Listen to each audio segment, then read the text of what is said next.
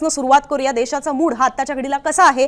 आजच्या घडीला जर लोकसभा निवडणुका झाल्या तर सगळ्यात पहिले नरेंद्र मोदी यांचं हे पंतप्रधान जरी असले तरी आत्ताचं असलेलं सरकार हे एनडीएचं सरकार आहे आणि म्हणूनच एनडीए सरकारची सगळ्यात मोठी कामगिरी काय असा प्रश्न ज्या वेळेला विचारण्यात आला त्यावेळेला मूड ऑफ द नेशनच्या सर्व्हेमधनं असं दिसून आलेलं आहे की राम मंदिर आणि काशी कॉरिडॉर हे म्हणजे अर्थात काशी कॉरिडॉर, राम मंदिर, अयोध्या हे सगळे मुद्दे महत्त्वाचे ठरलेलेच आहेत हिंदुत्वाच्या दृष्टीने आणि त्याच्याबद्दल सगळ्यात हायेस्ट आकडेवारी आपल्याला पाहायला मिळते. मूड ऑफ द नेशनचा सर्व्हे सांगतोय की 15% जनता ही या मुद्द्यावर संतुष्ट आहे, त्यांना हा आवडलेला आहे आणि ही एनडीए सरकारची एक मोठी कामगिरी ते मानत आहेत.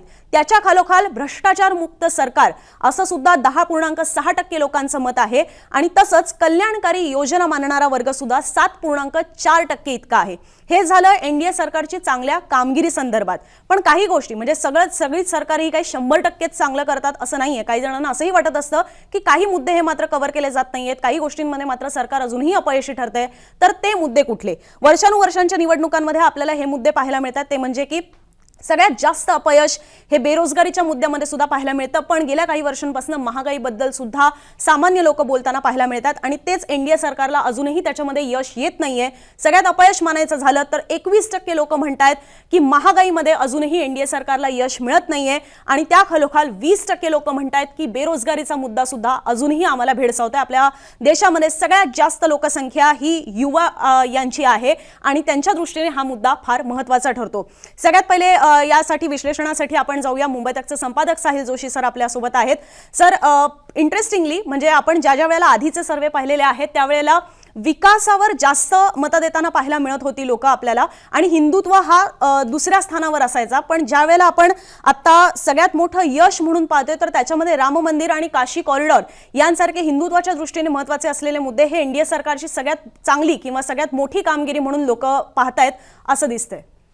इंटरेस्टिंग गोष्ट आहे खरं तर, कारण जेव्हा आपण बघितलं की 2024च्या निवडणुकीमध्ये जस्ट 3 महिन्यापूर्वी राम मंदिराची प्रतिष्ठापना त्यांनी केलेली होती आणि तरीसुद्धा त्याचा म्हणावा तेवढा इम्पॅक्ट त्यांना लोकसभा निवडणुकीसाठी जाणवला नाही. अनेक मुद्दे त्याच्या मधल्या काळामध्ये निघाले आणि त्याच्यामुळे त्यांना त्या इम्पॅक्टनुसार सीट्स मिळवता आल्या नाहीत आणि तीच गोष्ट कुठेतरी अजूनही दिसते की अजूनही बेस्ट ऑफ द त्यांची कामगिरी कशामध्ये आहे तर ती राम मंदिर, काशी कॉरिडॉर याच्या संदर्भातच अजूनही मानली जाते. म्हणजे भारतीय जनता पार्टी किंवा एनडीएचं सरकार म्हटलं की हीच गोष्ट सगळ्यात आधी लोकांसमोर येते असा आपण त्याचा अर्थ काढू शकतो खरं बघायला गेलं तर.